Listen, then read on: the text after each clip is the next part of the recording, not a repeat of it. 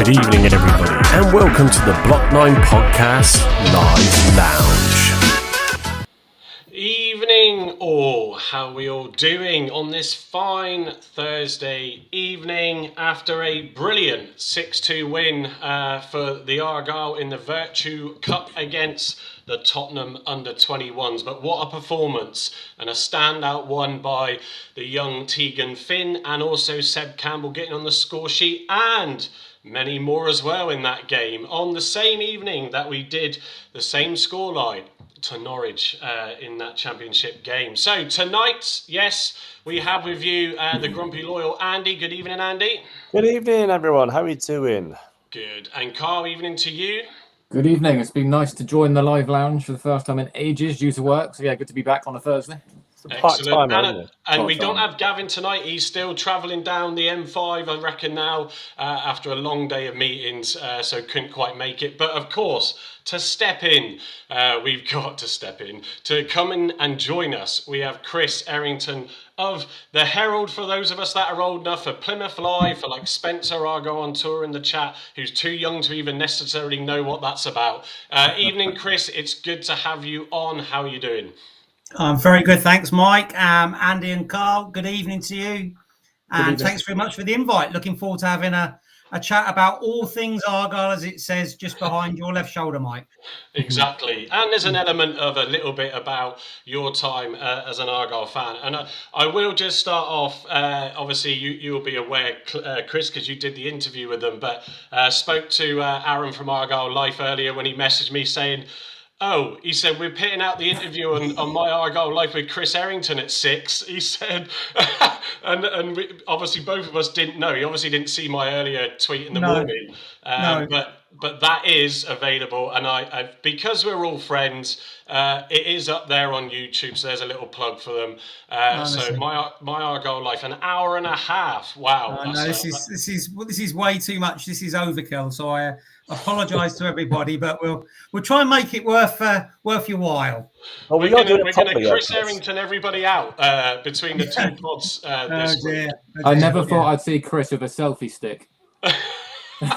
Yeah, that was at Cheltenham Town. I remember it because when we started doing videos and Facebook Lives for Plymouth Live, somebody had to buy me a selfie stick because I wasn't really aware there was such a thing.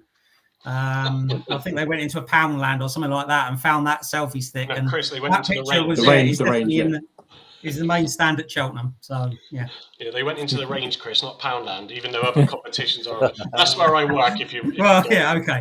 So, but and obviously you've been kind enough to share some of your little videos there that you've done. I think it's great. You know, we want to bring as much content to the audience that we can in many different ways. So, you know, having that, be there when you send it to me to put that up there, you know, and I know you're trying to sort of get into some match ones, post-match ones and that as well. This is, the world we live in is content. You know, content is king more than ever. So yeah, I mean, you know, to be fair, Chris, I mean, you're so used to being involved in everything, doing these vlogs just comes naturally, surely. Well, it's a very different world to when I started reporting on Argyle for the Herald way back in 1997. I mean, the internet was hardly a thing now, and here we are talking about content and all the various ways that Argyle fans, football fans, can get their fix, find out their information, discuss things, inform each other about things. So, yeah. But that's part of the fun. It'd have probably got a bit boring if it was the same thing for so long. But to be able to do, you know, podcasts like this, Mike, is really good because it's another way of connecting with fans, connecting with supporters of a club that, you know, I've spent a lot of my lifetime following around the country, and yeah, highs and lows, but that's the life of an Argyle fan, I'm afraid, isn't it?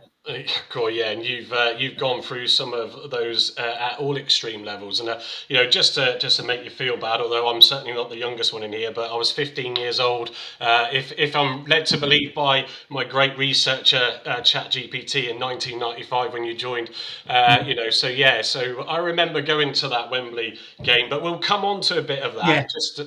just to give a flavour, because it's a great job that you do. I know obviously you're a Crystal Palace fan, for those that don't know, but yeah, we'll forgive him, as we always do, of course. We'll give it that one, Chris. Yeah. The story is my first ever game that I watched at Selhurst Park was against Plymouth Argyle in November 1974.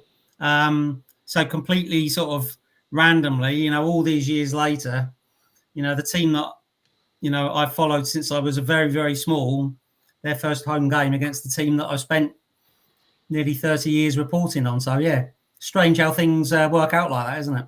Yeah, no, it is. It is. But obviously, you must enjoy it because you're still doing it. Look. So yeah, we'll come on to a little bit more of a timeline for Chris. So in the show, obviously, for those that joined us, good evening and welcome to the Block 9 podcast.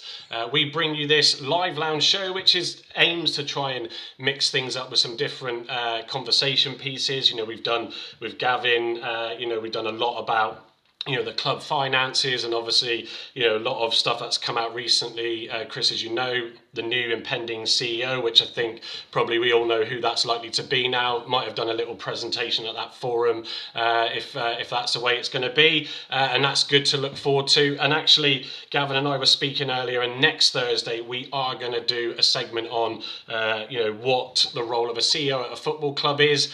And if it is likely to be Paul Byrne, I'm going to say it, then it could well be someone coming from a non-football environment as a CEO, and how we'll have to adjust to that.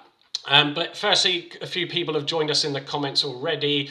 So Spencer, as I alluded to earlier, the young lad. Chris, he was the little lad when I saw you at the forum that stood up and asked a couple of questions. He's joined us tonight. Nick Tomlinson, obviously PAFC Displays, is in. Good evening, Nick. Andy Prowse, who's, I'm sure, sipping his tea or coffee from his Grumpy Loyal in there, yeah. Nikki's in tonight. Evening, Nikki. Andy Prowse also says, Chris, you must get fed up with good news reporting being trashed by pop-ups. The old good old website full of ads. But that's what pays the bills. That's what pays the bills. That's what allows me to go to Burton Albion on Saturday and do my bits and pieces. So I think if anyone in the world can find a way of making websites profitable without adverts, I think there's an awful lot of media organisations out there that would love to hear from you. Yeah, exactly. And then we've got Graham Byrne is also in tonight. Why is the Evening Herald so expensive? Is that £2.15 a copy, Chris? Does anyone still buy it? It's quality.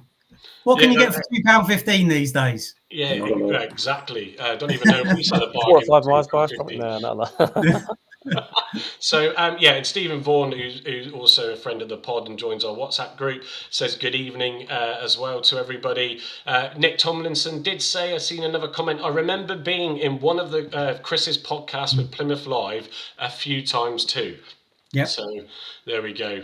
Nick does great work, doesn't he, guys, with PAFC displays, and there were some new flags on display. They look Tuesday, fantastic. wasn't it? I think Tom Cleverley and Ben Pepple and was it Matty Sorinola? I think. Matty Sorinola, Hazard, and he'll tell us. I think Hazard, Brendan Galloway, Pepple. I'm sure there was a fourth, but possibly then Sorinola. So I remember taking photos and sharing them on the account. They look good. Nick comes on the show every now and then as well, so I'm sure we'll get him on again soon. We'll have to drop Nick a message to see if he can get one for Chris. I think it's about time now. Been there long enough. 30-year flag. Yeah. To fly in the Sir Gordon Sparks hand as well. Oh dear. I know, it's terrible, isn't it? So, right, let me switch to our presentation slide. Hang on a minute. Where's Chris gone? Yeah, I've got to squeeze more of us in here, so bear with. There we go. There we go. God, I can't block out the guests. If anything, I'd have to get rid of Carl or Andy. Oh yeah, it wouldn't be the first time, would it? That's it. Let me just make that a bit better. There we go. So yeah, for those that are just joining us tonight, we do tend to throw a few slides together just to bring a visual element to what we discuss. For those that are listening on the podcast channels post, of course, we will talk through what is being displayed and shown on the screen. So, well, there hasn't been much news. When I say news, I want to separate this from the press conference, although I know this was noted, and I thought, I love my little background, and I'm sure Chris will appreciate the journalistic style press office that's on this background. I haven't seen a typewriter like that for a long time. I thought that's what I saw you using the other week in the cup. No. But yeah, so obviously Daryl Flavhaven will coach the keepers for his last game against Burton, and Rhys Wilmot will be stepping up from the youth to temporarily to cover that position while they recruit for a new goalkeeping coach. So yeah, we wish him well. Obviously, he's not done a bad job, has he, Chris, in the time that he's been with us? No, he hasn't. I think he's helped develop the keepers. If you think back, he obviously was working with Michael Cooper when he first joined the club in January 2024. Ian Foster appointed him during his time as head coach, and I've only really met Daryl a couple of times, but a very nice guy. He's been a good goalkeeping coach at a number of clubs now. Sad to see him leave, but wish him all the very best for the future. Yeah, no, absolutely. So there you go, just a snippet for that one. So I'm going to go straight into the Virtu Cup. I do have the clip this one, Argyle TV, from YouTube of the goals, which I'll come to in a second as well. I know I was sort of watching it on my iPad while I was trying to do some Block 9 work, because I always have to try and squeeze in what I can. So I wasn't fully focused on the whole game, but starting off and then going, we scored already. We've scored again. And we've scored again. So, yeah, I mean, what a brilliant game. I know there's no pressure on the game. And Chris, I'm going to come to you again first because you were obviously there. But there was no pressure on the players like the league is. But, you know, we'll touch upon Bim Peppel's press conference a little bit later. But the opportunity, which is so important in these cup games for these players that are on the sort of fringe of trying to get into the squad. Bim himself not having the best start as well. You know, he managed to get a goal in that game, you know, and that's great for him, of course. And Oseni on the score sheet as well, Finn getting 2, and obviously Campbell getting his goal as well. So with Ross scoring that first one. So it was great to see a mixture of goal scorers, but overall they just seemed to play so well. And all right, it might be Tottenham's under 21s, but we still had a fairly young squad, in fairness too, Chris. Yeah, I mean, that was a point that Tom Cleverley made after the game, Mike, that it wasn't as if Argyle were a particularly old or experienced team. And I think he was keen to make the point, and rightly so, that when you've got Tegan Finn, Caleb Roberts, Seb Campbell coming on as a sub, they were playing against a lot of players of their own age, or maybe slightly older. I did double check today that Tottenham team that started had 2 current England under-18 internationals and an England under-19 international. And so the fact that Tegan Finn was the best player on the pitch, even though he was against players of that calibre and that ilk, speaks well. Yes, it's Tottenham under-21s in the Virtu Trophy. Does it really matter?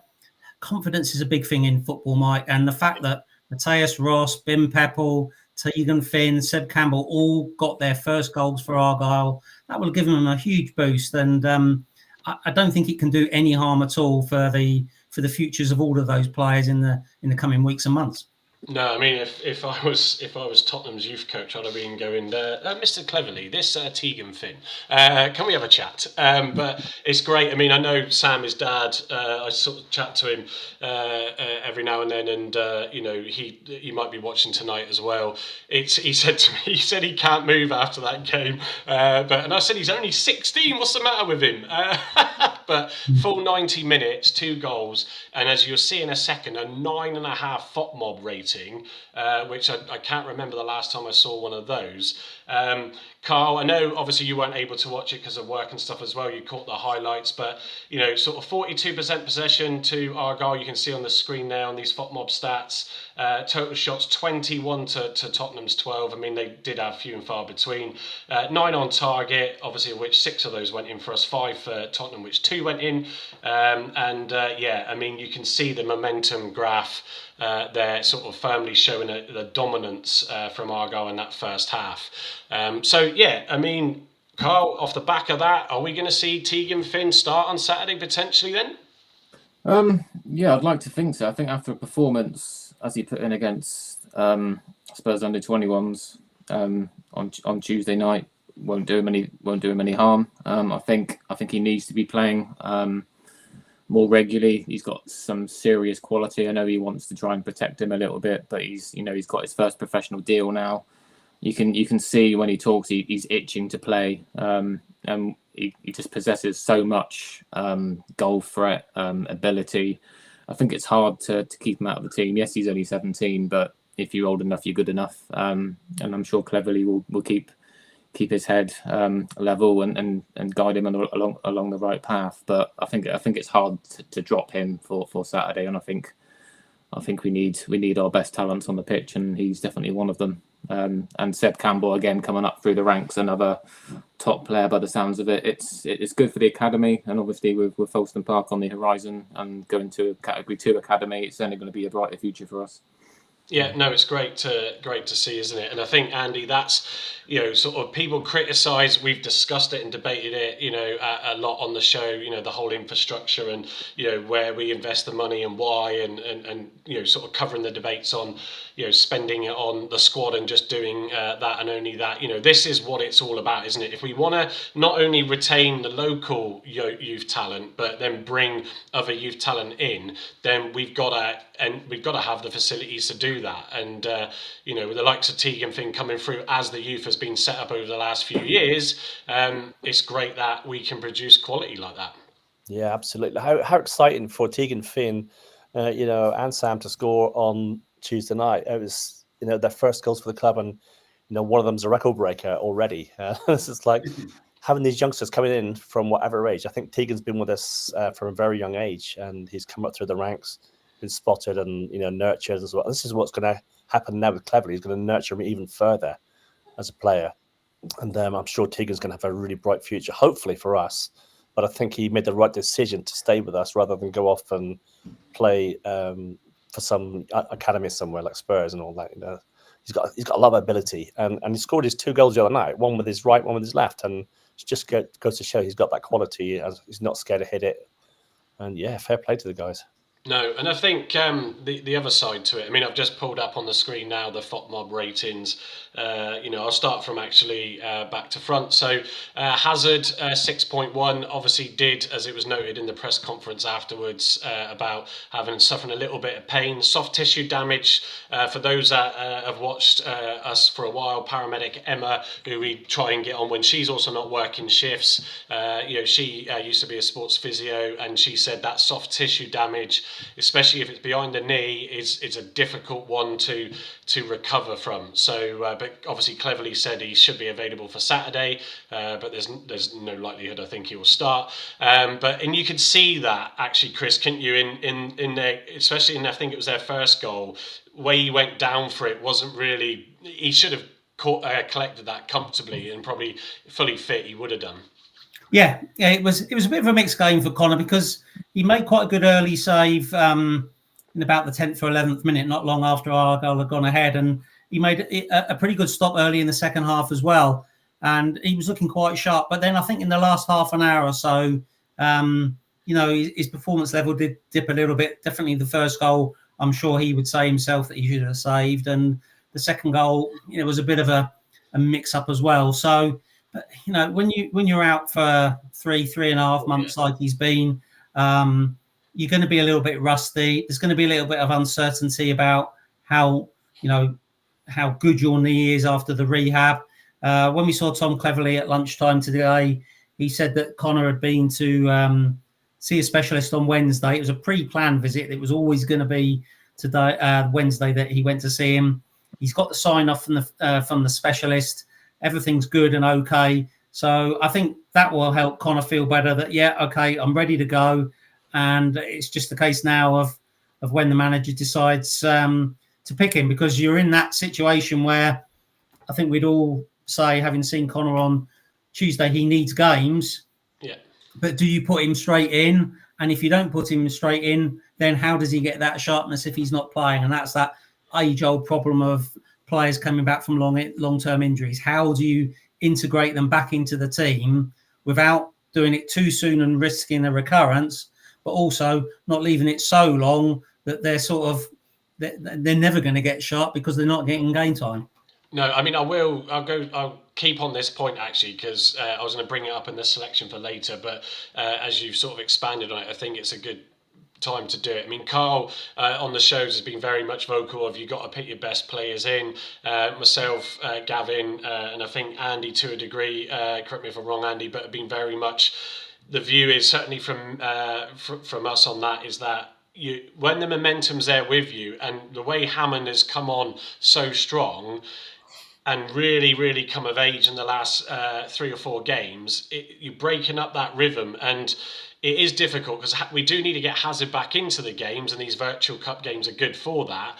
But also, you don't want to then aggravate the injury, like you said, and you don't really want to upset the apple cart where, all right, we lost on Saturday and it was a poor, aimless passing game from us. But yeah, I mean, I'm guessing, Chris, if it was in your shoes and you were Tom, I'm feeling you wouldn't put him in on Saturday because of that little niggle at the moment.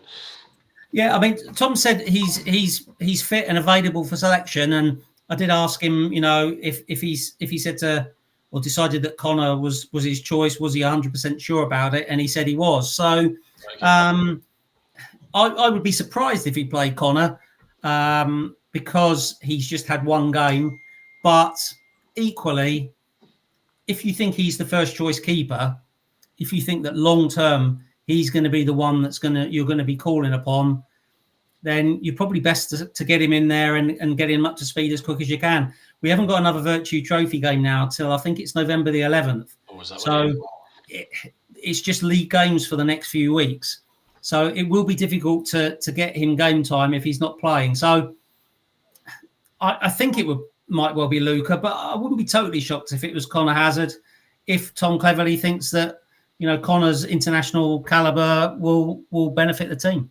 Yeah, no, fair enough. I mean, my view is, I think Hammond's distribution has been brilliant of late, and I think that's where he's certainly started to command his box a bit more, that's for sure. So I'll move on from it because I'm conscious, as always am, of our time on the show. But yeah, the back line of Galloway, Ross, Woudl, and Edwards. You had Galloway with a 6.3, Ross with an 8, obviously scored that early goal and does look a threat in the box, which is good, something we've been lacking at times on our set pieces. Woudl having another strong performance at 7.3, and Edwards coming in with a 6.9, but good for him to get a game with obviously still missing 2 matches. In the midfield then, Lorne McCabe 7.4, who Gavin said to me on the phone earlier when he did watch the match on Sky, he said he thought he was superb and a great asset as well. I think Argyle have got there on loan. Roberts with a 7, also a good performance. And then at the front line there, Benarous 8.6, Aseni 7.7, 9.5 as we've said earlier on Finn, and 8.1 to Peppel. Chris, sticking with just this game overall, who else really stood out for you then in that game on Tuesday night? Apart from Tegan? Yeah, I mean, yeah, Tegan's 2 goals and 2 assists is impressive, isn't it? 4 goal contributions in one game. Interesting about Eamon Benarous. I thought he had a really good game. He set up Ben Peppel for his goal. He played as a sort of left wing back, left-sided attacking player. And there's definitely a player there. He has got quality. Yeah, I'm not sure we've necessarily got the right. I think Tom Cleverley's not 100% sure where his best position is, where he fits into the scheme of things for Argyle. He's got a lovely left foot. I think his delivery can be good. I think his set pieces can be good. He's obviously had it was the best part of 3 years without playing any first team football, which is incredible that he's even playing professional football now, having been out for so long. It's going to be a tricky one with Eamon, but there is a player there, and I think Tom and the coach need to try and find a way of, integrate his best position, because I think he could be a good player for Argyle without doubt. Yeah, I tell you what, Chris, he did stand out for me in the QPR Cup game when he linked up with Patterson and Hatch, on that left-hand side. He really impressed me, and we were quite excited, to see Patterson and Ben O's link up, and then obviously those injuries for Patterson kicked in again, and obviously he's fit for Saturday. So yeah, it's going to be interesting. It's who is the right player to link him up with, but he can definitely, as Peppel, obviously was the resulting cross from. He can pit a good ball into a really good spot, and that's what excites me about him. Andy, anything for you to say on the game before I move on to show the goals and that in a second? No, I just think a really good performance from the team. They took it to Tottenham early on, and Tottenham, they weren't a bad side, as Chris has mentioned. They had players in there of good caliber. They weren't a bad side. The keeper was a bit rubbish, to be fair. But 6-2 in any game, whether it's a league game, whether it's a Virtu Cup game, when you score 6 goals, that's going to boost your confidence. That's going to get you, flying for the weekend, hopefully. Yeah, no, I'm going to come to the comments now, because Voodoo's doing his lovely trolling to Chris in the comments, as he does on X at times. So I'll just read a few more out before I show the goals for those that have joined us late on. Stephen Cooper, who also has his Block 9 All Things Argyle fleece and his 2 polo shirts that he's been waiting on for me for almost 2 months now, but he got a mug as a gesture of his patience as well for that. So obviously myself, Andy and Carl rocking the tops. Yeah, Chris didn't get the memo tonight, did he? So these they look really good. I'm really pleased with these. So he said, Chris, do you remember Sunday morning playing at the Status Cum? Horsham playing fields, yes, I do. Steve, I remember Steve, on the Sunday morning. That was back in the day when I'd sort of cover a game for Argyle or for the Herald on a Saturday, and then we'd play various games. Horsham Rangers were the team that me and Ross Reed, who's another reporter that's covered Argyle for years and years. Comment. Yeah. We managed the team, so good memories of Sunday morning football. Yeah, excellent. David Mortimer, always brilliant on X. Bradders and James decided which goalkeeper is playing on Saturday. Always good with those little tweets that he pits out. Also, Stephen Cooper, again, nice to see you get lots from Clevs. Do you think he's our man? I do. I think a great guy, works hard, which I think the club have always said actually in the forum about his sort of almost 6 to 8 shifts or whatever it is he does. I think Chris, I think for us to get him is a coup in one respect, and I think as long as we do, support him right, then I think he is in it for the long run, isn't he? I mean, obviously until United come calling for him, obviously. Yeah, I mean, he's mentioned in 2 or 3 press conferences that one of the things that appealed to him about coming to Argyle was the chance to have some stability, to work at a club, to build a club up. Obviously, he was at Watford, and I think he probably felt that he wasn't given enough time there. I think they finished 14th in the Championship last season, which was a pretty good outcome. I know they faded in the second half of the season, but I think he would like to be at a club where he feels like he's got the opportunity to work and develop players. He's often mentions in press conferences about looking to develop the players, build them up. He's keen to give young players a chance, which people like to see. So he felt like a good fit in the summer. Haven't seen anything in the 2 or 3 months since he was appointed to make me change my mind. And I like the way that he's given somebody like Tegan Finn a real chance. And I see Voodoo on one of the comments that said, 99% of players in Tegan's position do not make it. Is there any reason to think he will? Well, Tegan has got an undoubted quality. I mean, there's been talk about bigger clubs already being interested in him. You look at that Tottenham game, yes, it's in the Virtu Trophy, but 4 goal involvements in one game for a 17-year-old is very impressive. We've seen the likes of Freddie Asaka, Caleb Roberts, lots of young players play in the EFL Trophy, but I'm not sure any of them have ever really been a standout in one of those games. No, Tegan was an absolute standout, and I think you mentioned, or somebody mentioned earlier on, about the QPR game as well. And again, that was against a young team. But when Tegan's played against players of a similar age to him at QPR and Tottenham, 2 big London clubs with big catchment areas who will not have players just making up the numbers, he has really stood out. So you can't guarantee it. He's only 17. A lot can change. But to me, he is the most promising sort of young player we've seen come out of Argyle's academy since the Michael Cooper and Adam Randall. Hopefully he can go on and make as big a contribution for Argyle as Coops and Rands did. Yeah, no, he's definitely a different gravy to a lot of those early doors. So, it's exciting to watch, and he'll be patient, and he'll be level-headed with that. And I think once he gets those chances, and as with anything, it's all about the momentum in a game. If he comes into a game as a substitute when we're not playing well, or we're behind and we're not creating anything, he's not going to be able to show himself, is he? He needs to be there really at the moment when we are driving with some momentum, so he can create those chances, because he just looks so calm and composed in that game, even with the 2 goals that he scored. Back in the comments, Jack Smith says, evening. Earlier, Stephen Vaughan saying, is Tegan Finn the youngest to have the most goal contributions? You were just saying about that earlier in an Argyle shirt with those 4. I don't know, Chris, if you know if he would be and is. No. I can't imagine there's been many players with 4 goal involvements in one game, full stop, Mike. No. Nothing, for a while. Yeah, not certain. Maybe maybe that Norwich game that you mentioned at the start, the 6-2. Did Morgan Whittaker have 4 goal involvements in that game? Ooh, good shout. Got to be up there, I'd imagine. Got to be up there. I'll see if I can double check. Yeah.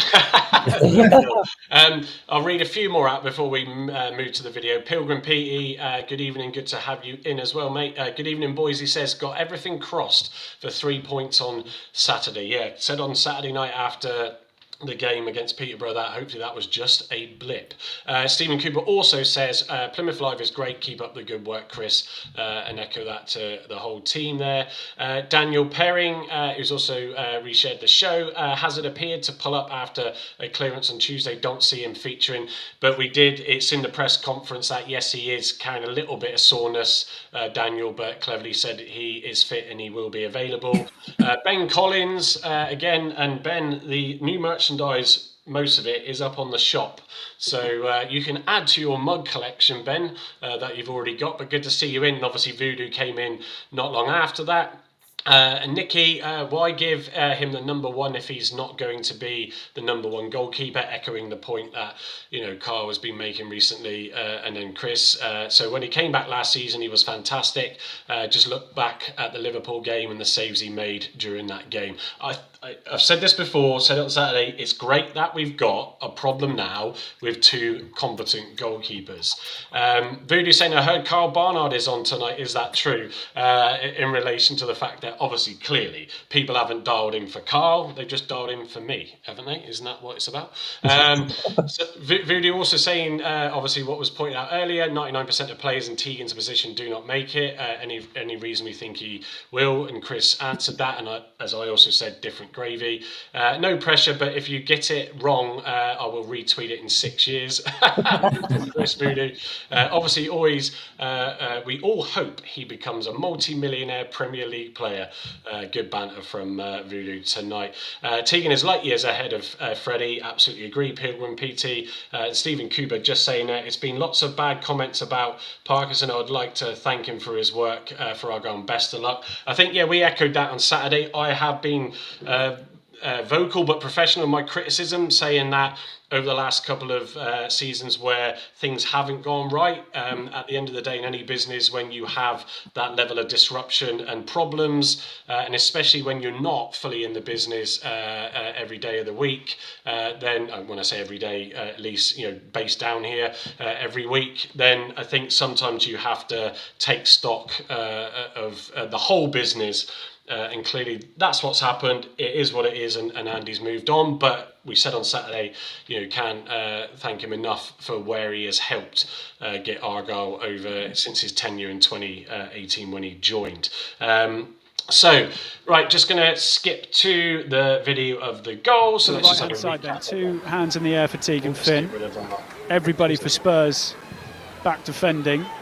Headed down, goes in, and it's Matthias Ross who wheels away in celebration. Corner again then, from the same position in which Argyle scored from just a moment ago. It's headed goalwards and it's off the bar this time. Brendan Wiradu is going to hurl it into the Spurs penalty area. It's flicked on at the near post, causes a little bit of trouble. Finn will pick it up and drive it right-footed. What a goal that is! Good combination play down the right-hand side. Opportunity for a cross. Not taken at the first instance. Finn will pick it up again, delivers towards Benarous at the far post, headed across goal, Peppo! I'm glad he scored. Spurs will be really disappointed they haven't really spent more time in Argyle's territory. Oh, Asani chasing after a ball from Tegan Finn. I think he might be onside. Asani round Gunter, chance for a fourth, beautifully taken by... I'm just going to pause it quickly on that actually, because Andy, I could hear you saying in the background, Aseni and Peppo haven't really, been able to show themselves yet. And I know Bim's certainly said in the presser that, he's frustrated with his start to the season. I'm sure Aseni would echo the same sentiment. So when he's through on goal like that, he, the confidence, because that could have easily hit the keeper, could have easily missed the goal. So it was good that he was able to slot that behind. Yeah, over the course of games, he's our top scorer. 4 goals, is it? Well, that's true. Right. Yeah, that's true. Yeah. Here's Asani, fouled as he plays the ball through to Dale, sprinting clear on the right-hand side. Back goes Casanova into Tegan Finn, who drives towards goal and scores. Since conceding the 5th, they've had a couple of really good opportunities. Corner is taken short on the right-hand side. Russell Denny tiptoeing his way into the penalty area, drives it in. Hazard can't keep it out. And Spurs do have that goal. Corner taken short. Patterson has it, corner of the box into Dale. He might think about a shot. Campbell drives it towards goal and scores. What a moment. Seb Campbell on his debut, 16 years of age. Out to the left-hand side and Burn again. That's a decent looking ball. Conor Hazard comes off his line, gets a punch to it. Nodded back towards goal, volleyed in on the turn. And Spurs do have that goal. There we go. I think one of the other things, and we'll finish off on this because I'm conscious to move on, but the Tegan Finn's balls into the box, and also, more importantly, the corners, where we've sort of lacked. Sorinola has been a little bit off with that recently when he's been the main person to take those. And so, and even the flick onto Benarous, who then obviously headed it on towards Pepple. I mean, I want to see more of that on Saturday, Chris. Yeah, I mean, 2 goals, 2 assists. You're right. His set piece delivery was really good. He's 17, so you've got to be careful. But his confidence will be absolutely sky high after that, and it must be in Tom Cleverley's mind to give him a start against Burton. I loved his second goal, Mike. Yeah, the way that he took a touch with a right foot and just moved it onto his left and slotted home, and he made that look so simple. And that wasn't a simple chance. He made it look very composed, calm finish. I'd play him on Saturday. I think his confidence. The build-up play as well. Was from Owen Dale. I thought he's a good player, Owen Dale, and people have been knocking him in the Peterborough game, but I think he's a good player there. He's got a good touch on him and he can find a pass, which is good. Sorry, Chris, didn't mean to interrupt you there. No, that's fine, and it's perfectly fair points, and I would he was definitely the standout player, but it was great to see somebody like Seb Campbell come on, 16 and score a goal. We were just talking about Pepple and Oseni.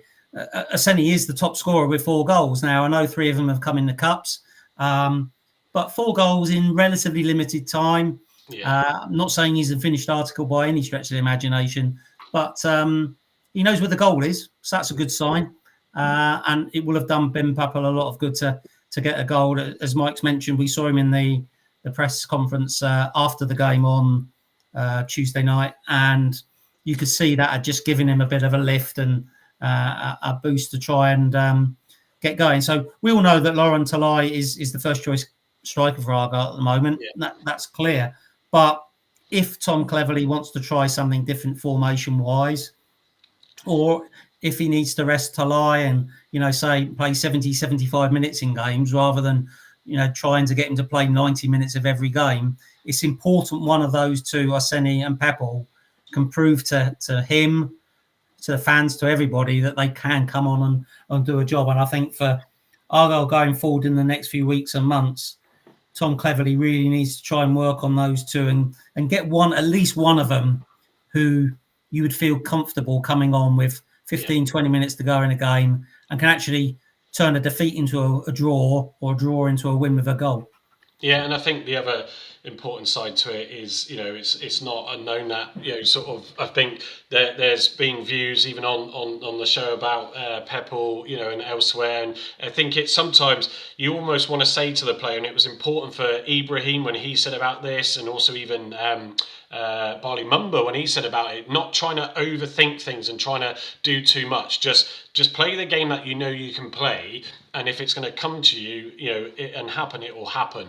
I think you sort of feel sometimes that they almost come out and go, oh, I need to try and do something to prove to everybody I can do something, but just let the game work. But again, they've got to have these chances, and they won't always, of course, but when we're flown a bit better, Dale's performance, as you noted, Andy, was off the back of a game where we just couldn't get into the game, and so it's impossible to sort of speak negative of a player in that game when the match was just a write-off, because we just didn't know as I said, Peterborough just came with a game plan and that closed us out, and it worked. So skipping back to the deck, obviously the subs that came on in the game, Hammond, Alex Mitchell, Ibrahim, Sebastian Campbell, Patterson, and then Laurent Talai and Owen Dale. So skip through that because of time, and then we'll come to.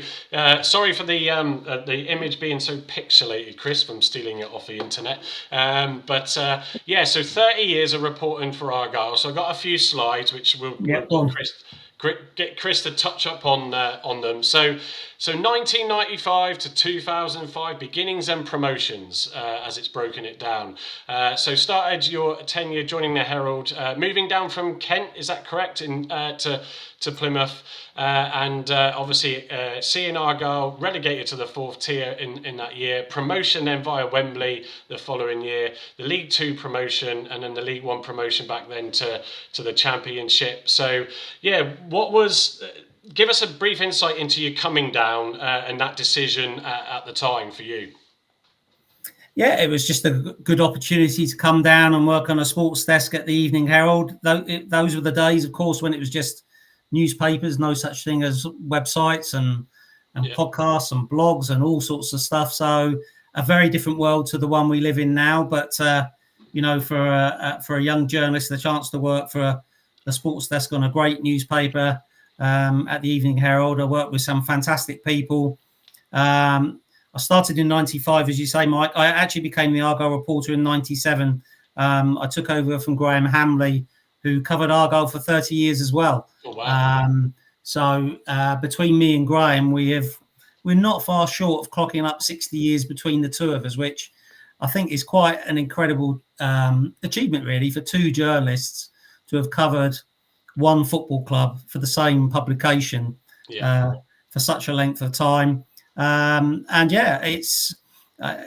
It's been a tremendous privilege and honour to report on Argyle. 1997, it was a very different club then, Mike, when I started reporting on day to day.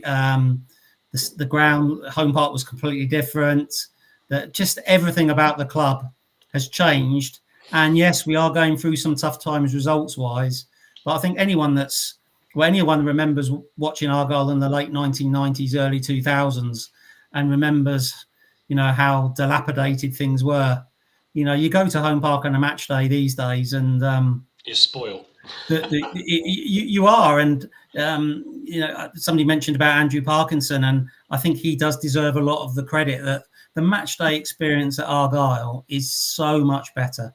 It's a nice place to go to. You can turn up at 12:30 and really enjoy the occasion. Whereas back in the day, when I first started covering Argyle, you'd probably just turn up at 10:03, stand on a cold, wet, uncovered terrace, get soaked, watch 4th Division, 3rd Division football, go home at 5 o'clock and be miserable. So, an awful lot has changed. And, results aren't great at the moment, but trust me, Argyle are in a much better place as a football club now than they were back then. Yeah, they were. I mean, just touch upon that for me, and I'll come to Andy. He's the oldest one out of us here, who's seen a lot of it. But I remember going to the Wembley. I did have the ticket stub for many a year, and I don't know where on earth that went now. But I wasn't massively into football then. I'm a big Formula One nut, but I still enjoyed the football. But I remember getting taken by a friend of my dad's because my dad was in the Marines, so was always away, and he's an Ipswich fan anyway, so we can't help some people, but he's I remember sitting in the new Lindus as it was, and I remember sitting on the pillar to one of the light tower pylons back in the day. That's my sort of I can't remember. All I remember is Alan Nichols' chant, obviously, who then sadly passed away in that motorcycle accident. That's my earliest recollection in the mid-90s. And I will also have to correct you, Chris, there were websites back then, because I started to amazingly program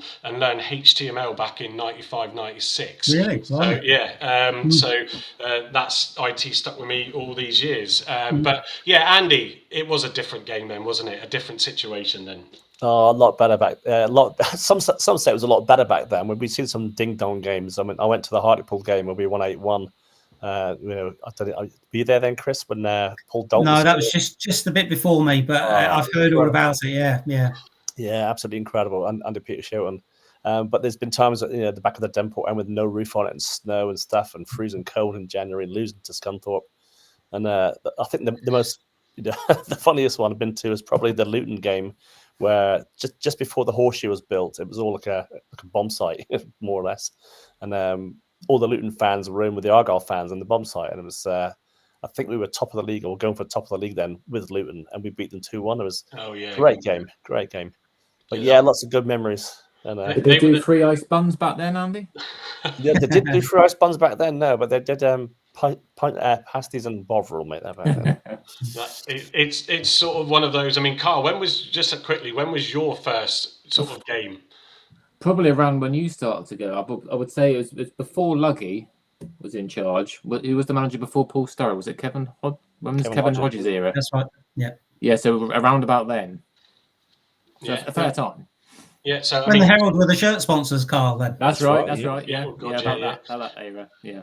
I do remember, just touching upon that period throughout Sturrock's days when we used to have the reserve games. I used to go to those reserve games, and I used to on a few of them. Chris used to stand and chat with you and the late great Sparksy on those in that Mayflower end way back then. So, and I used to love watching those games because you could see obviously the players that were trying to break through. But obviously good success with the Sturrock years, and then I sort of when I did the research with GPT, I asked it to sort of do also the evolution of the Herald and all that sort of stuff. So as it says here, 2006 to 2010, print shifts and championship era. Media evolution. 2006 marked a significant shift as the Evening Herald became simply the Herald. Deadlines were adjusted, accommodated changing reading habits, signalling the beginning of print media's adaptation to the digital world. In the Championship football side, Argyle established themselves in the Championship, maintaining mid-table positions. These were competitive years that showcased the club's ambition. Those struggles would eventually emerge, and they certainly did. It says here, Errington found himself covering both the club's most competitive era and the media's industry's early adjustments to the changing consumer behaviour. The dual narrative of sporting success and industry transformation was beginning to unfold. Is that what it felt like then, Chris? Yeah, I couldn't have put that better myself. It's worrying that that AI can come up with something so. Well, I should have just blagged it, really. I should have just said I did it all. But yeah. I mean, that is one of the beauties of what I've experienced is that, yeah, it's been a bit challenging, but the way the media landscape has changed and evolved, and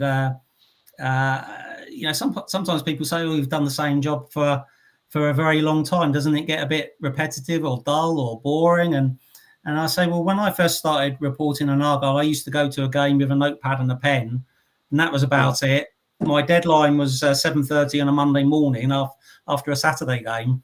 And now, as we've touched upon earlier, everything is instant. The live and the blog, selfie stick, match report on the final whistle. It's just so that sums it up very well. And I think the media as a whole, not just the Herald and what have you, have struggled to work out the landscape where print and digital work alongside each other. And it's a good way of putting it. And Argyle in the Championship first time round, 04 to 2010, to see the football that they played under Ian Holloway was definitely a highlight. They were knocking around 6th, 7th in the Championship under him, and we saw Hal Mosey, Norris, Buzaki, Frio, Ebanks, Blake and Hales up front, Connolly, Coughlin, Watton, what a Luke and Roman in goal. The names just reel off the top of your head because that was a great team, and it was great fun watching that team in particular during that period. Yeah, I do still feel to this day, if Holloway had stayed, I think we would have made the playoffs because the team energy, the spirit, what we've typically been known for when things do start to click. It felt like that momentum was going. I remember, sort of speaking to Stapleton not long afterwards, and my wife was working for him then, and he just said to me, Mike, he was halfway up the road, so to speak, pulled into the services, phoned him and said, don't know if I'm making the right decision or not. And he said, only you can make that decision. And he decided to turn around and carry up the M5 rather than come back down. But you're going to do what you're going to do, what's right. But I did feel we were carrying some momentum there. And obviously we all know then, not long after all that, what happened and how we've stressed this recently, actually, when sort of talking about, Simon Hallett and the sort of views of fans, and everybody's entitled to their views. But as we know, Chris, and all of us here and those of us that are listening, there has been dark times, and you do really not want to experience those again, because far too often now, I think we're going to see more issues for more clubs. I think Simon alluded to it, like the amount of investment that's going on further down the leagues is a bit scary, because, it can easily go all wrong very quickly, Chris, can't it? It certainly can, and, people can say what they want about Simon Hallett, but the way that the financial situation the club has been spelt out during his tenure, not just the recent fans forum, but the figures are there. I don't think many of us are expert on football finances and the intricacies of accounts. I think that's where Paul Byrne did a very good job at that fans forum a couple of weeks ago, where he made it understandable for most of us that don't know all the minutiae of accounts. But Argyle's a well-run football club. And again, we'd all like to see them getting more wins than defeats at the moment. But it is important. You can't keep harking back to the days when the club were in administration, because that's a long time ago. It's more than 10 years ago. But you do have to also learn lessons from the past. And I think it's important that Argyle don't overstretch themselves. And you look, there's numbers of examples. We know them all where clubs have overstretched themselves, are overstretching themselves at the moment. Yeah. And you might get some short-term gain from that, but there's quite a few clubs that have really crashed and burned. And I don't think any of us want to see Argyle that happen to them again, because we did almost lose the club. Younger fans might not fully appreciate that, but in those sort of 2011, 2012 years, the club, was very close to going out of business, and that's a scary thought, isn't it? Yeah, and absolutely, and thanks to James Brent for keeping it all going, the lights on effectively. It's I mean, we all want the success, of course we do, and I think over our careers we've seen some great success. You're going to ride the highs with the lows. There's some that have only witnessed the younger generation that success in recent years properly. So yeah, it's always be careful what you wish for, and I will always. I'm not a happy clapper because of it, but I'll always stand by. I'd rather have someone that has a bit of a clue about what they're doing and is sensible with it, even if sometimes I'm like, oh, can we not find something to do that? I do appreciate it. The comments that are coming through are certainly picking up on all the players now through that 10-year. Voodoo saying Frio, Lario, Songo, Graham Burns saying don't forget Timar the Beast. Yet Marcel Sipe, Norris, Alex Head, Timar as well. I mean, some great memories back there. Stephen Cooper did ask, and I'll end this slide on that. What was Ian Holloway like to interview? An experience. One of my more surreal moments in my time reporting on Argyle was when Argyle played Real Madrid out in Austria in that pre-season. And fortunately, I was there, reported on the game. And after the match, I was talking to Ian Holloway, and there was me and my colleague Rupert Metcalf, who was the Argyle reporter for the Western Morning News for many years. And we were interviewing Ian Holloway, and literally stood 5 yards to Ian Holloway's right was Fabio Capello, who was then the Real Madrid manager, surrounded by a scrum of Spanish journalists. And there was Ian Holloway in his usual way waxing lyrical, and I was just conscious of, while I was trying to listen to what he was saying, there's Fabio Capello right next to him, and I can't imagine there's been many other occasions where, if any, that Ollie and Fabio Capello have been in such close proximity. But I mean, that first season Ollie was the manager, 06-07 was a really good time to be around Argyle. They played some great stuff. And then the first season back in the Championship under Stephen Schumacher, it was like that. It felt as though Argyle had a good team. They were on the up. There was lots of excitement. So the Ollie in 06 and 07, and then Shuri 23-24, very comparable, I would say. Yeah, standout sort of. He started the season very well at Swindon Town, hasn't he? Yes. Look, he's got went there and the picked buzz him up back last again. season, and doing well now. Yeah, he can't stay out of it, as most of them can't do. Once you're in it, it's in your blood. And Stephen Cooper just echoing that, Carl. Nice to see Holloway doing well with Swindon. Then this slide, the 2010s, a crisis and rebuild. Argyle in administration in 2011, fell to League Two. Media ownership change. Local World acquired the Herald, beginning a new chapter. The Herald relocation in 2013 to Mill Bay. I was going to, until I did the deck and then it pointed that out, I was wondering actually where you did move, because we did, when I say we, the range, Chris, did look at the old ship printing and offices as our new head office location. But I'm not sure exactly why it didn't suit in the end, but obviously we went off and built that great big building that we're fortunate enough to have now. But that's quite an imposing building to turn up to every day, Chris. It was fantastic, Mike. Yeah, I mean, that was again in the days when newspapers were, much bigger than they are now. The picture on the slide there doesn't do justice to the size of the ship. No. The big glass building that cost an absolute fortune for the then owners to build when it opened in the 1990s. It was the print, not just for the Herald and the Morning News, but national newspapers were printed there. I think the Radio Times was printed there, all distributed around the southwest. It was a huge building. Hundreds of people worked there. The noise and smell of the press when the papers were being printed for an old-fashioned journalist like me was a sight to behold. It was fantastic. A great place to work, and a real landmark in the north of the city before sort of Derriford Hospital and the associated sort of NHS facilities, came on the scene. You go out there now and, the ship is surrounded by lots of new modern buildings. But at the time, it was that and the old Seaton swimming pool and and the barracks and not a lot else.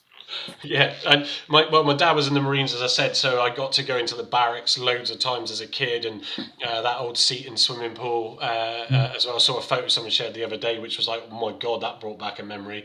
I do like to walk it when I go out for a walk at lunch. Obviously, I mean the range head office is a fabulous looking building with the store there now. We're lucky to have that, and I work up on the top floor and the fourth floor, and it's great. Just every now and then I'll sort of look out the windows or go out on the balcony and just admire the 360-degree view almost. Certainly when I go on the roof, I get that. So, but yeah, it's a great building to walk past and just stop and pause and reflect of what went on there, even though I hadn't worked there. 2016 and 17 Argyle's revival promotion under Derek Adams marked the start of the recovery. So anything, obviously you talked about administration, but obviously the relocation as well. Whereabouts down in Millbay is your offices down there? Well, we're no longer in Millbay now. We went there in 2013, I think it was 2014, and we stayed there till COVID.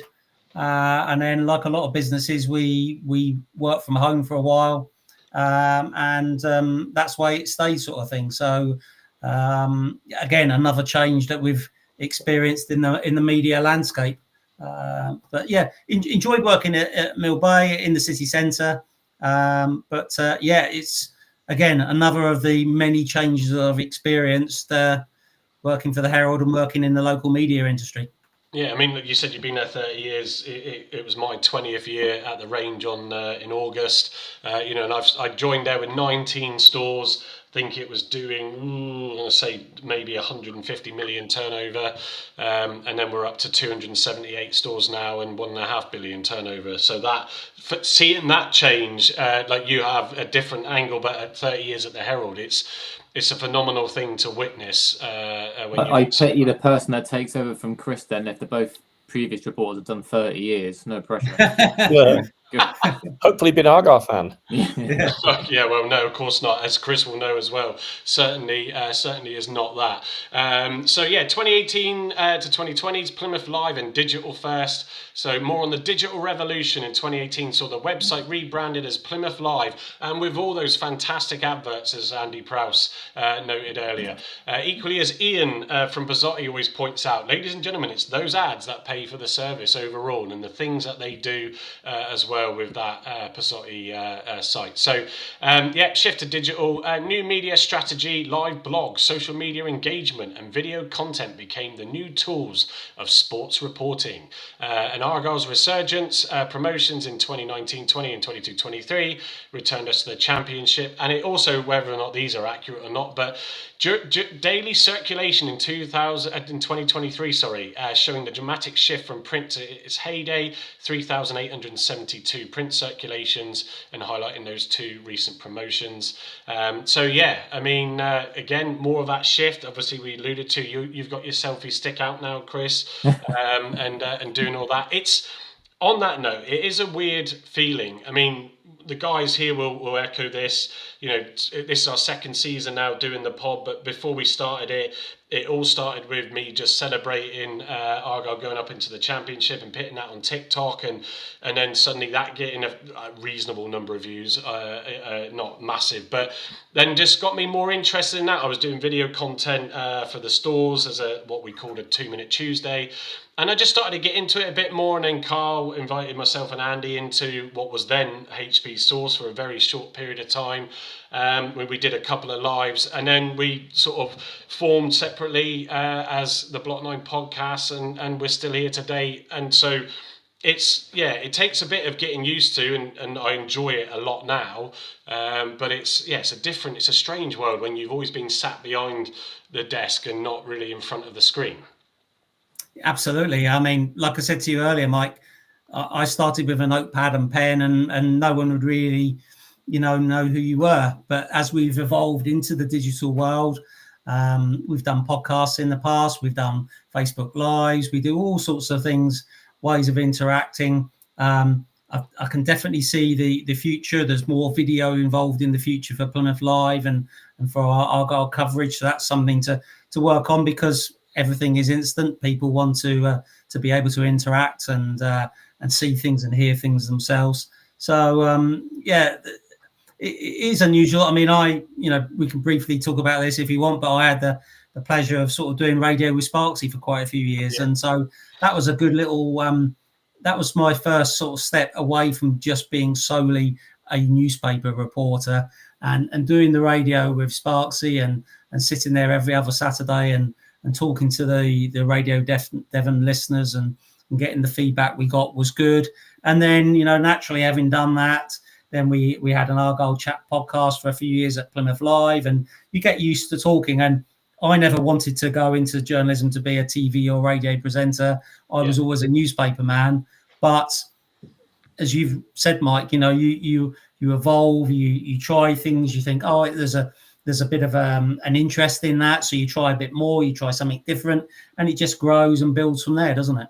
Yeah, I think what's sort of interesting with it all is we knew when coming into it, I'm always complimentary of the other pods, with Argyle Life and Pilgrims pod, and sometimes I'm doing so much in the background on this, whether it's doing merch, because I enjoy learning to do new things. I mean, I put it on the website. I mean, these fleeces are bought from Primark, and I do all the graphics, get the DTV or whatever it's called, print material, and then press it on here because my wife has the shirt press and had to do it.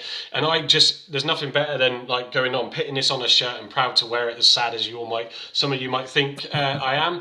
But when you see it and you do a design, you think that looks really good, because I've always been passionate about product for 15 years at the range. That was what I did as a buyer.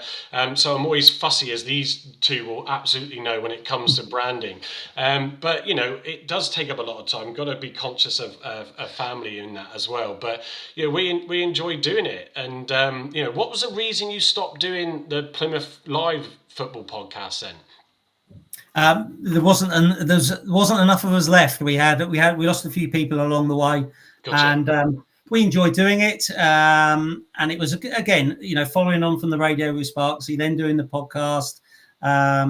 We did lose a few staff along the way as the newspaper industry has suffered, and we've gone into digital. But no, it's something I've always enjoyed doing, and getting a chance to talk about Argyle with different people is a good thing, isn't it? Yeah, I'm sure you found that. Yeah, I mean, speaking of Sparksy, there was one memory that I do have of him, fond one back, and this has got to be, for those that can remember, Dave and Kerry were doing the breakfast show at the time. So, Chris, if you can remember what year that was, it's got to be 97, 98-ish, it feels to me, 99 maybe. So I was doing web development then as an apprentice initially in 97, I think that, 96, 97, after coming out of college. And I can't remember, I think I got in touch with Plymouth Sound, as it was then, about saying, I would like to try and do something with your website for you. And then Sparksy sent me an email back and then invited me into the studio down there. And Ozaker, is that right? And that's the one.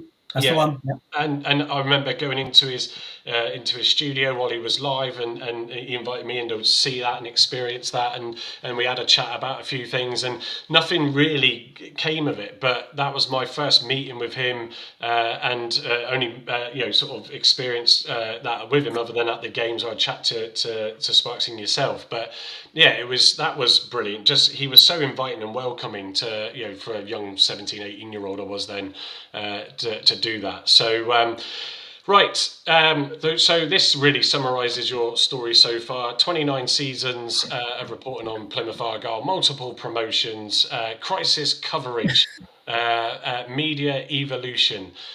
So Chris, if I give you one tip, if I may, respectfully, the best presentation tool out there, and it's Gavin and I's little secret, sometimes we call it, but is this Gamma.app. It is the best. If any of you have to do stuff for work and it involves presentations, 100%, this is my favourite part AI generative tool of the year, and trust me, I have played with a lot. So that's what's helped me take GPT's timeline summary that I asked for it to spit it out into a format, and it did that in about 2 minutes, and then I had to just tidy it all up. So, but yeah, so there's a brief spin through of Mr. Errington's time as an Argyle reporter. I will show it again. You've got the full hour and 28 minutes, which I'm sure contains a lot more interesting notes and points and over that career on YouTube now for Argyle Life.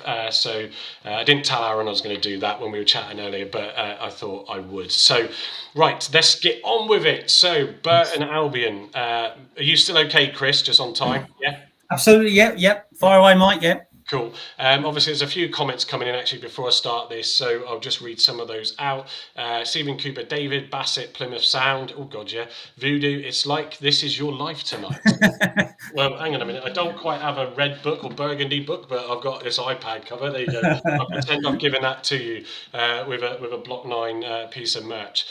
Stephen Cooper saying, great move, Chris. Plymouth Live was a pain, but I learned how to do the internet, which is great. I just got to learn how to spell. Well, we all fall foul of that in these modern ways of chatting at speed.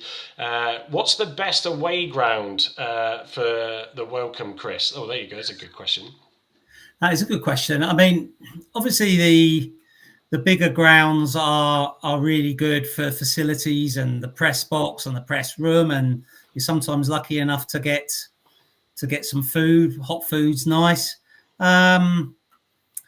I mean, nearly all the ones in the Championship last couple of seasons were excellent. I mean, I couldn't really fault many of them, to be honest. What's the worst that you've been at? Can you say that? The worst I've been to is Fleetwood Town, and only because the press box there at Fleetwood was sort of halfway between the front and the back of the stand. And one of the days that Argyle were there, it rained quite heavily, and Fleetwood, I don't know if you've seen any pictures of it, it's got like a sort of curved stand roof, so it didn't give you any protection to the rain. And some of the local reporters obviously experienced it before, so they turned out with some towels to dry their laptops off, but I was sat there with a laptop and nothing to dry it with as it rained. So it's purely that's the only ground I've been to in all my years where I've got a soaking wet laptop or got close to it because the stand roof didn't keep us dry. So that's why it's Fleetwood. The people there are very nice. I mean, most of the people you meet travelling around the country, particularly in the lower leagues, to be fair, are really friendly and welcoming. Burton Albion is a very friendly, welcoming place. Not the biggest ground, but you get a great view. The press box is very close to the pitch, the halfway line. Yeah. So it's nice going to the Championship grounds, but when you're up at Hull City or something like that, you're about 100 foot up in the air, and the players are like ants. And when you go to Burton, you really feel like you can get a good view of what's actually going on. Well, I was just chuckling because Voodoo said Exeter's the worst, isn't it? Come on. That's just a given. Actually, before we kick into this, and forgive me, Andy, any questions you have you want to ask Chris? Yeah, I was just, you mentioned working with Sparksy on the radio, and I listened to many games. And I often listen to Greens on the Screen as well when they do the commentary. And what's your best memory of working with Sir Gordon Sparks?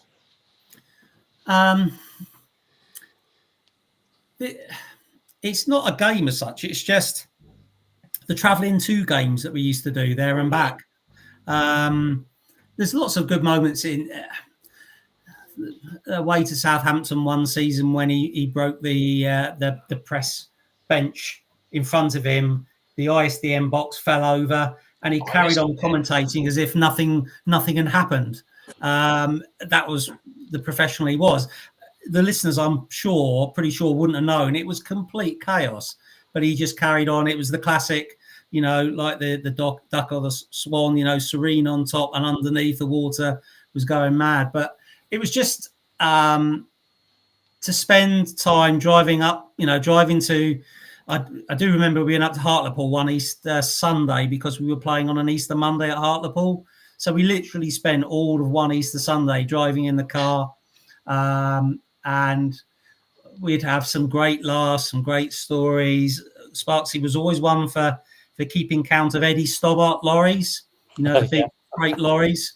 And he would say that, now let me get this right. If we passed any Eddie Stobbart lorries going up, that was a goal for Argyle. And if we saw them coming in the opposite direction, it was a goal for the opposition. Now, it might end up like 11-13, so it was never going to finish 11-13. But we'd say whichever was the most, Argyle would win or lose, sort of thing. So I thought you were being a yellow car bloke.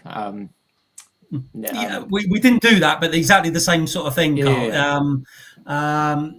There was, we just had some great laughs. On a Saturday morning, we might be sat. I don't know why I remember this one particular, but we were sat outside a Costa coffee shop in the middle of Errington one morning, and we were sat outside having I think Sparksy got me like a spiced something or other drink and hot drink because it was a chilly day. And, Argyle fans would be walking around, killing time before the game, and we'd sit and have a chat with them. And, so there are incidents in games, Andy, but, I think a lot of the Argyle fans will have their own memories of Sparksy. And I think one of the best things I could say about him was that the person that you heard on the radio and you saw interviewed and spoke and interacted with people, that's exactly what he was like. Incredible guy. All the time. Yeah. That was what you heard. The passion for Argyle, the enthusiasm. He wasn't biased, was he? He was brilliant. And legend. People would always say, isn't he a little bit biased? And he would say, no, I'm not biased. I'm partisan. And there's a difference. And he was passionate about Argyle. He was desperate for them to do well.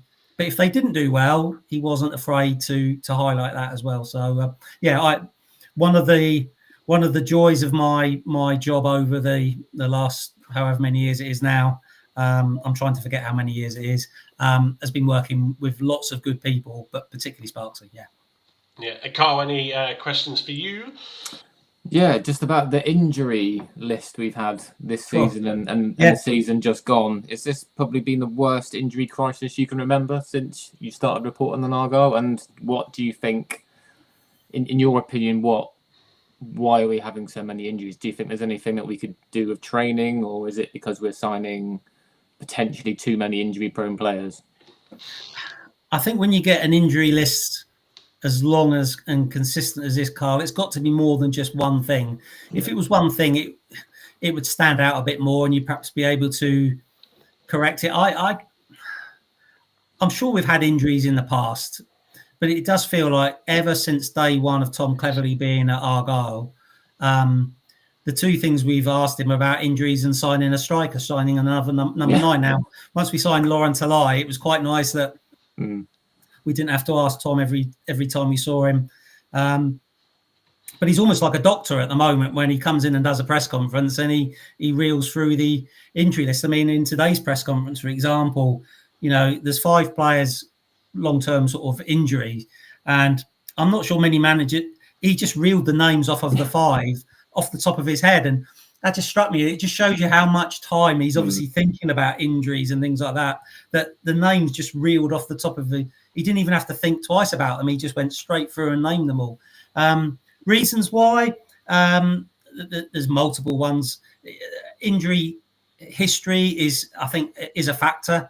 I think sometimes because Argyle don't have the finances that other clubs have had, that you take a little bit of a punt on somebody that might have an injury history but is a quality player. And I think Brendan Galloway is a good example of that. And Benarouz as well. When he's fit and available, we can all see he's a quality player. But if he hadn't had the injury record that he's had, unfortunately, over the years, he wouldn't be playing for League One, for Argyle in League One at the moment. Training methods have got to be looked at. One thing that Tom said earlier on in the season, which I thought was interesting, and I think was a valid point, was he said when they went to Austria in pre-season, the pitches out there were obviously, very lush green. You're in that sort of mountain Alp environment, and he said they were quite soft. And then you come back to Home Park, and Harpers Park is, I think, as far as I understand it, almost identical to Home Park in terms of composition and how the pitch is made up. And the modern pitches are very hard and firm. And Tom was suggesting, and I could see it. I'm not a doctor, obviously, but I could see the point. If you go from doing physical work on some lush, soft pitch in Austria, and then you come back to Argyle and you're in peak pre-season and you're working the players really hard, I wonder if that was an issue to do with some of the muscular things and things that went on. And then there's just sometimes bad luck. Cornell Such, for example, apparently when he suffered this knee injury that he's out with at the moment, there was nowhere near him. It wasn't a tackle. It was just he twisted. He twisted awkwardly. Thankfully it wasn't an ACL, which I think by the sounds of it, they were very concerned it was at the start. So I think it's a training methods. Again, they do spend a lot of time on the coach. Do you have to weigh that up with all the travelling they do? Do you have to sort of think, well, yeah, you want to get workload into them, but are you better? They've got a nice video analysis suite, which serves as our press conference room. Maybe they need to do, and I know they do a lot of video analysis already, but perhaps there's days where you think, we'll give the training ground a miss and we'll spend a day in the video analysis suite.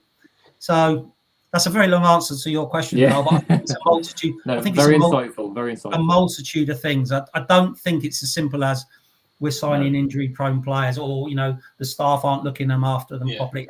There's all sorts of issues. Because there's just too many injuries otherwise. I'm sure you'll be glad in future press conferences not to be asking Tom about injuries, that's for sure. The day we can go to a press conference and Tom says no injuries, he will be happy, and the assembled local media will be happy as well. Spot on, Yeah, well, Pilgrim Petey also pointing out similar situation to the start of the season under Rooney. So, it's, I don't know. I think, you answered that as best you could, Chris, which is great. I'm going to then jump back so the press conference insights. So we always like to give some of the quotes that handily Argyle put out on X. So I'd like to bring them and just update everybody. So on the upcoming match, Tom Cleverley said, it's clear that there's no easy games. He stressed this in last Thursday's press conference for Peterborough, and obviously it came back and really proved to us that anybody can get a win in this league. So we'll prepare to win, he said. We'll be as organised and competitive as we can. We need to be better at showing our attacking threat. It's not just going to materialise, we have to make it happen. Latest team news, on the opponents I should go to next. Really organised, intense. They are one of the physically bigger teams, but they are more than that. It will be a tough test, but we came through our last tough test away from home. We just need to show more consistency now. On team news, as we've alluded to some of it already, Connor Hazard is fit for selection. There's general soreness, but he's absolutely fine. Jamie Patterson is available too, and I can't wait to see him back on the pitch. It's good to get two experienced players back, and Cornell Such, as Chris was just alluding to, is 2 to 3 weeks away. If we are off for international break, he will only miss 2 more games. And then just alluding to Connor Hazard's readiness, he had a planned trip to the specialist yesterday to make sure things are settling down nicely with the knee. There was a bit of post-match aggravation, as you'd expect. You can see in his body language. I have no doubt he'll be ready if selected. Before I go on to Pims, anything else that you took of note from the presser then, Chris, today? No, I mean there was the standard injury updates that we've just mentioned about earlier, but Burton are the second game in a row in the league that Argyle are playing against the team that was bottom of the table, and obviously we know what happened when Argyle played Peterborough last week. So Tom was definitely, trying to make the point that there are no easy games in League One, and you would hope that message will get across to the players, because Burton are bottom, but they've played 2 games less than quite a few of the teams. And, Argyle haven't got the track record in away games to be complacent or think they're going to win any game away from home. So, I think that's one thing that, they are bottom at the moment. But if Argyle take anything for granted, I think we know what the outcome of the game will be. Yeah, absolutely. Thanks for, I think it was Andy that pointed this out to me. I did spot a Block 9 Podcast X comment appear, and it's Gavin who must be listening. He should be home now. But evening, Gavin. So he's putting under our account in the chat. Chris, who did you have the best and worst relationship with as an Argyle manager? It's a great question. Oh, yeah. I'd like to think I haven't had a worst relationship. I'd like to think that professionally, the managers I've dealt with over the years have appreciated at least to some extent my job and the fact that, you try to ask the questions that fans would want answering. So I wouldn't say worst. Some managers were more keen to deal with the media than others. Ian Holloway obviously really enjoyed media interactions. I'm not sure somebody like John Sheridan really enjoyed meeting the media, but that's not to say we didn't have a good working relationship. It was just something that I don't think he enjoyed it. And when you talk to anybody, you know whether they're engaged, whether they want to be doing it. But that's not to say that John was. I'd like to think, if our paths crossed, we'd have a good chat and discuss things.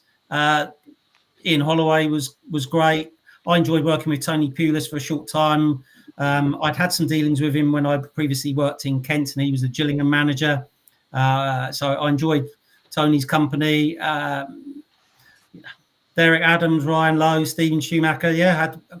I've been lucky. I suppose if you said the best, I'd have to say Paul Sturrock the first time around, because Paul came into Argyle when they were in that sort of dilapidated state that I mentioned earlier on, Mike.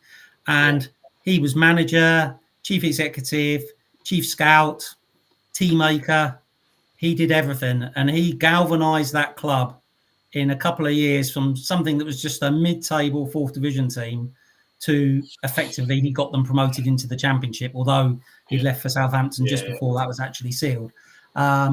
Such a character, such a personality, so good for Argyle. I had a great time working with Luggy. Second time was harder for him. He had some sort of health issues, obviously with the Parkinson's disease.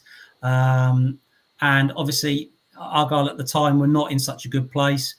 But he was a real character, was Luggy. Thoroughly enjoyed. But like I say, I'd like to think that I'm trying to think of all the managers that we've had that we've had good relationships with, because they appreciate that being a manager, one of the jobs is to meet with the media at least once a week and answer questions. So so I've been fortunate. I've worked with some really good, friendly, helpful managers. No, good. It was a great question, Gavin. So appreciate you listening in after a busy day and getting back. Great shout there. So thank you, Andy, for pointing that out to me. Bin Pepple's press conference, crucial goals and minutes. There's no quotes from this. I listened to it just to pick up on it. But obviously reflecting on getting a vital goal, playing full 90 minutes against Tottenham, acknowledging it was much needed after personally a disappointing start to season opportunities as well. I know, Chris, you asked a question about, I think it was yourself, Talai, and his obviously coming in as that number 9, and he's had a great start as well. But it's all about seizing those opportunities where you can, and himself, and he spoke about Aseni a lot. It's just doing what they can do and getting the chances to do that. And they always know with formation changes or depending on results, other circumstances, because touch wood, we don't want Talai to get an injury. All they can do is when they get that opportunity has come in. Sonny's done it a few times, as we noted, but has been in a short spell. But yes, Pebble, I'm sure, would love to get in a league game and get a goal. Team spirit and young talent, that was asked of him as well. Again, I think most of these probably, Chris, in fairness, were from you, but in terms of the young, with Seb Campbell and Tegan Finn and Pebble said that they were all buzzing for them getting their goals. There definitely seems to be, Chris, and obviously you sit in these press conferences. I'm fortunate when Gavin does the Diamond Hospitality and I get to go to some of those, and you hear the interviews before the game and afterwards, even if it's off the back of a good result. But they do seem together as a squad, and I know people might think that's easy to say because they're not going to stand up there and go, oh yeah, I'm fed up, I want to get home, like I don't speak to anybody. But you can genuinely see that in them, can't you? And when you're sat in front of them, more so. Yeah, and they're a friendly bunch as well. They'll come into a press conference and shake your hand and have a chat. So I think generally, when Argyle get the recruitment right in terms of the personalities, that tends to then lead to some better results. Doesn't guarantee it, but I always say about Argyle players that they spend, as teammates, they spend more time with each other than probably any other set of football players in the country. Maybe Carlisle or maybe even Truro now with the travelling that they've got to do. But those guys spend a lot of time with each other. It's not just the turn up for training, go home, and you don't see them again until the following morning. They live locally. They spend a lot of time at a training ground, at games, on the bus, going up, going down. And if you've got a good group, and this is a young group, as we all know, but in some ways, it's not bad to have people of the same sort of age and background and interests. You can build that into a strength, and hopefully that's what's going to happen at Argyle. As these young players, as they settle in, as they gain more experience, as they spend more time with each other, you build up that camaraderie, which is going to stand Argyle in good stead, hopefully going forward. It's very much a work in progress. You guys know that, don't you? It's what happened with Schumacher, though, wasn't it? Shuey built a team like that, didn't he? And he had and that was and that was one of the good things about Paul Stark first time around, Andy, as well. He'd take them out and they go paintballing and balling and things like that. He encouraged the team to spend as much time together as possible. And I agree that I think this current lot, they're learning their trade in lots of ways. They're learning League One football. They're learning what it's like to be a regular first team player, and the expectations that comes. It's great to play in front of a full home park, but there are expectations that come with that. The fans are going to rightly demand performances that live up to expectations. But I think it's going to take time. But there's some good personalities that I've met in that squad, and if they keep working hard and they can learn from Tom Cleverley and grow their confidence and their self-belief, I do think there's a team in there. It just might take a little bit time to come to the fore than we would all ideally like. Yeah, and getting everybody, Edwards back after his bans, and Mackenzie eventually back in, and all that stuff. I mean, what I liked about one comment being made, and that is, obviously it was asked of him. I think it was from I forget his name, the guy who asked questions after you in that instance. Forgive me, but. Bim talking about obviously it being a development program, obviously signing that. I think it was a 4-year contract, wasn't it? And Bim said, "Well, I feel like I'm ready and I'm good enough now." And I like that because he didn't sort of answer it to sort of say, "Yeah, no," and I'm looking to learn a lot. You need that confidence and a bit of arrogance as a footballer to sort of say, "Well, no, I think I'm good enough," And so now I've got that goal. It gives him that bit of lift. So Gavin's now jumped in on his actual account. I can see in the comments now after Voodoo saying, wait, Gavin has Diamond Hospitality. Carl responding in the comments while on here, apparently so, Voodoo. He's never mentioned it. Gavin saying, harsh chaps, harsh. Voodoo, you're on my invite list. And of course, Voodoo, he's still waiting on that bottle of Bordeaux, as mentioned on the previous show. So going to the next slide. So obviously the game, we always pick this slide up, but Pirelli Stadium on Saturday, 3 p.m. kickoff. Referee is Tom Reeves. Anything of note with that referee, Chris, that you can recall? Not off the top of my head, Mike, but I haven't had a look yet as to what he's done before. A lot of the referees we're getting this season are ones that we haven't had for the last couple of years, because when you're in the Championship, you get the select two referees.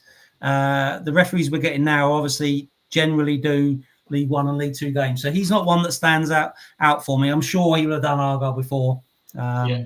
I've just seen your note as well in the chat, Chris. So any final thoughts before you head off? Appreciate we've been on, an hour and 30 odd if we take out the 10-minute countdown. So yeah, really appreciated for your time tonight. But final thoughts and Saturday's game. Well, first of all, thanks for the invite and having the chat with you and Andy and Carl. Appreciate the invite. It'd be nice to look back over the years. Burton on Saturday, who would have thought we'd have gone to Luton in those circumstances and win away? But Argyle need to start picking up points regularly away from home. And this strikes me as a sort of game where they need to go and get a result. Doesn't have to be spectacular, doesn't have to be 3-0. But I think for their own confidence, for the belief of the fans, for everything, they need to go to somewhere like Burton Albion and get a result. Now, whether that means a draw or a win, but get some points, some points on the board. I think that's, if they can build on that Tottenham under-21s game, it's only in the Virtu Trophy, but a win is a win and 6 goals are 6 goals.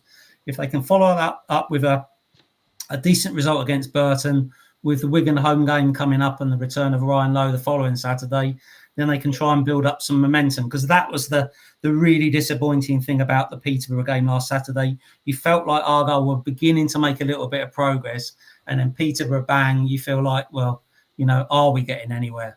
So go to Burton, get a result, ideally a clean sheet, whoever the goalkeeper is, and then let's start building from there. Yeah, 1,600 tickets sold as Pilgrim Pete is just slotted into the chat. So, yeah, Chris, we'll let you go. We will get Chris on a few times throughout Thanks the again, season. guys. So, Thanks, Chris. Take care, Chris. Yeah, travel. safe trip to Burton. Okay, cheers. All the best. Bye. So we will go back to the slide deck, and I promise, guys, we will wrap up now. It's been great, and we appreciate Chris coming on, and it's good just to show some of those insights of his journey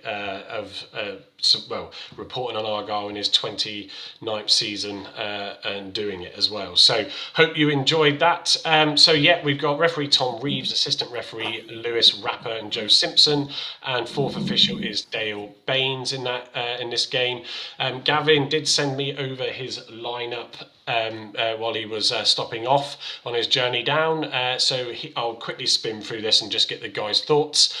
Luke Ashby Hammond in goal, completely agree with that. Matthias Ross Mitchell and Brendan Wyerdo again as that back three. Barley Mumba and Matty Soranola again as the wing backs. Malachi Boateng and Law McCabe partnering up, so no Ibrahim showing there. Jamie Patterson coming straight in for Gavin, Owen Dale, and then Laurent Talai. Now, bearing in mind, he didn't have much time to sort of go through this, so he might have made some changes in reflection, but he will tell us in the chat, I suppose. Gavin, Andy, apologies. Anything you'd do different there? Well, first, I've been called worse, so now not a lot different. I do like the two playing behind Talai, Owen Dale and Patterson. I think they're both creative players. Particularly Owen Dale. Not seen enough of Patterson to comment on him yet. I think he'll come good. Bally, depends what Bally Mumble we're going to get on Saturday, really. He could terrorise defences, we know that. But he could also have duff games like he did against Peterborough. But other than that, I think that's a really good, strong team. I agree with Ashby Hammond in goal. You can't throw Connor back in straight away. I think remember the last time we had this situation where it was Cooper and Callum Burton at the time, wasn't it? And it took an injury to Cooper to get to force Burton into the team. I'm hoping that's not going to be the case for Ashby Hammond because he's a good keeper, learning his game still. But I would stick with Luca at the moment. Yeah, rightly so, and that's it. Yeah, rest good. good. Stephen, sorry, not Stephen. It was Graham Burns saying that's a better format. I can see it. Trying to make sure that these were a lot bigger and clearer tonight. Carl, anything you would change? I mean, Ibrahim, man of the match, back-to-back games. There's no way you're leaving Ibrahim out, so I would bring him in. Law McCabe from the bench again, but maybe give him a bit longer at the end of the game as a impact sub. For me, Hazard's got to start. Like Chris said, we haven't got another Virtu game until November. He's not going to get any game time, and it's not like he's an outfield player where we can bring him on for the last 15 or 20 minutes to get some game time. For me, he's got to start. It's the only way he's going to get match fit. And apart from that, and Ibrahim, that's a pretty solid team. Good. Just look at the comments. Pilgrim Peter saying Hazard has to start. Voodoo saying Hazard doesn't have to start. Odd comment. Definitely good banter. The only criticism with Ashby Hammond, Mike, we said this the other night, didn't we, about how he just parries the ball away. Why can't he just, he parries it into an area where there's going to be a tap in, and that's what happened against Peterborough. That's the only criticism. It was. He could have done better at that, but he did stop us, sort of against Luton conceding and more goals and stuff like that. So it's picking, isn't it? Because he has been pretty solid. Stephen Cooper also saying, "Cheers, Mike. Great polos and sweatshirts, good quality. Thank you. Glad you're enjoying them. I've got photos from Steve of them, but I forgot to download them off a phone, so I'll bring them up on Saturday. I did just put it up on the screen, and earlier it went to the left, but for some reason it's going to the right." There's a QR code there. If you go to the block9.co.uk, I have refreshed that website with a bit of branding tweaks recently, and also there is on the top menu a link to the shop. It's an Etsy store. I haven't fully finished it yet, but I'm going to get the mug. I'll put some listings up for the sweatshirt. It's up there for 20 quid, and the t-shirts. Hang on, if I just pick this quickly. I tell you what, this might be a perfect opportunity, Mike, to do some Block 9 selfie sticks. Love it. Just as a note, this, although it's in black, I don't know why when I sent the template to get printed, I do like a contact sheet where it has multiple logos on. I did that in black instead of the green, so the actual t-shirt will have that All Things in Argyle in green. You got the polos that Steve's got. There's a white one with just a logo on the front and a blue one. These will actually, this one isn't, but they will. The white is from Primark as well. The t-shirts I will make sure are a good knit. I don't want to do something, folks, where I have to charge 20 quid for a t-shirt and 40 quid for something like this, this sweater, hoodie even, because it's a lot of money, so I do try and keep costs down with time, and obviously whatever you buy, whatever that contribution is, helps go towards what we do here. So jumping back to here, so Burton Albion, their season so far, they are bottom now. Obviously it was Peterborough until they beat us. Currently sit bottom of League One, 24th, with 1 win, 2 draws and 4 defeats. Offensive and defensive woes, their goal statistics highlight their struggles, having scored only 5 goals while conceding 10, with just 2 clean sheets recorded this season. Current form analysis described as very poor.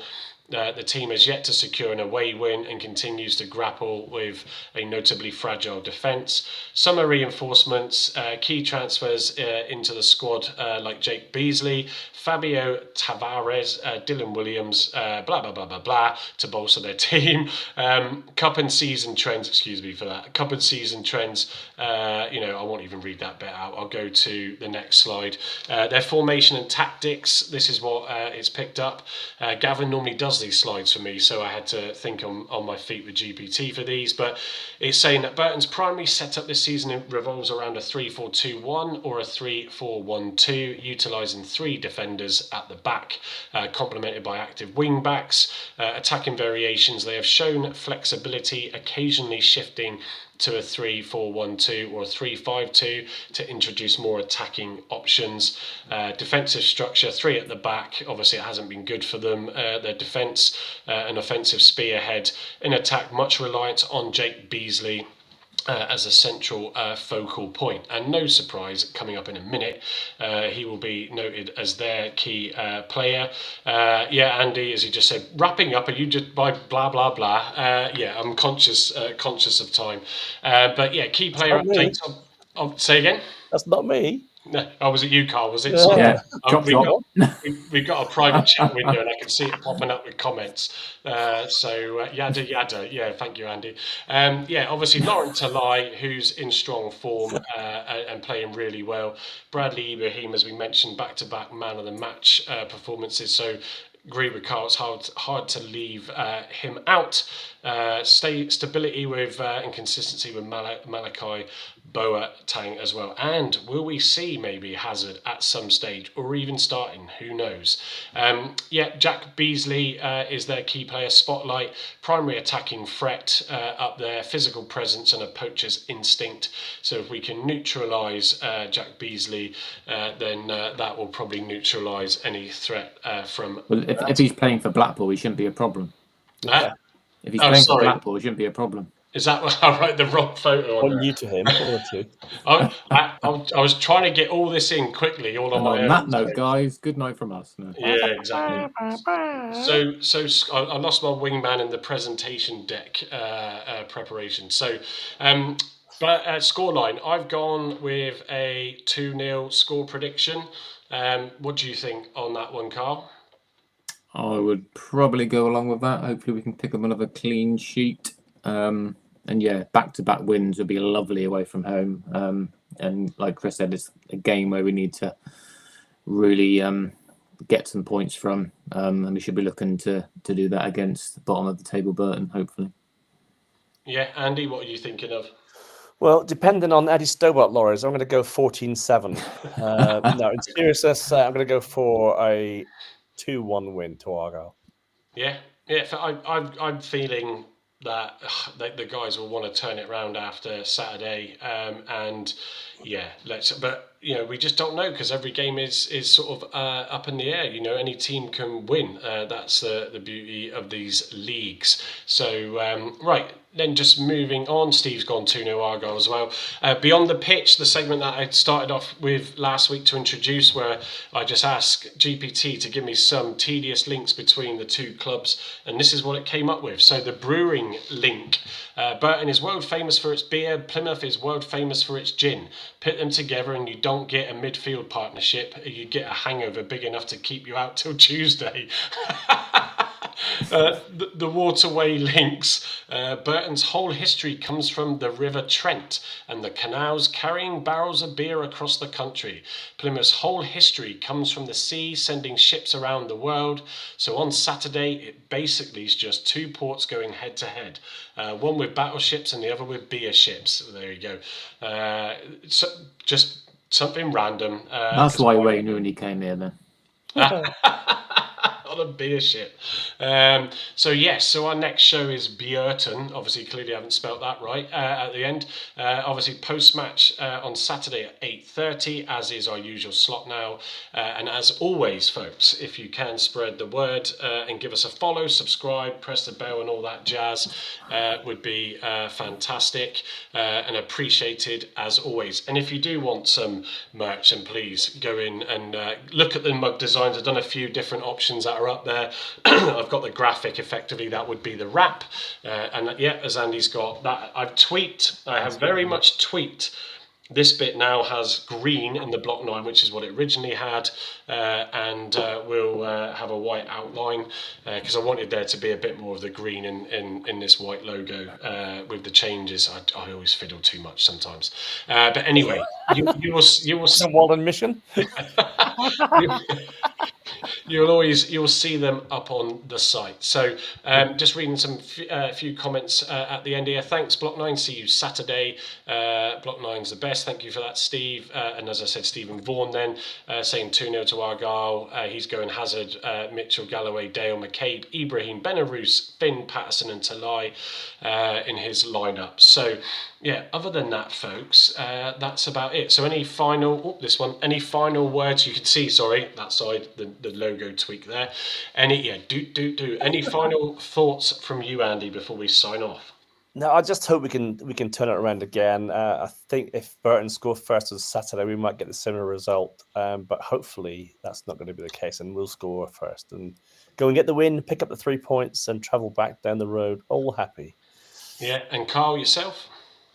Yeah, just trying to get the win and get some positive vibes back again, because I think it knocked the stuffing out of us, the Peterborough results. I thought we were on a wave, and we kind of got knocked off that wave again. So we need to hopefully pick up quickly and pick up some more points. I think Burton's the perfect place to do that, especially after Tuesday night.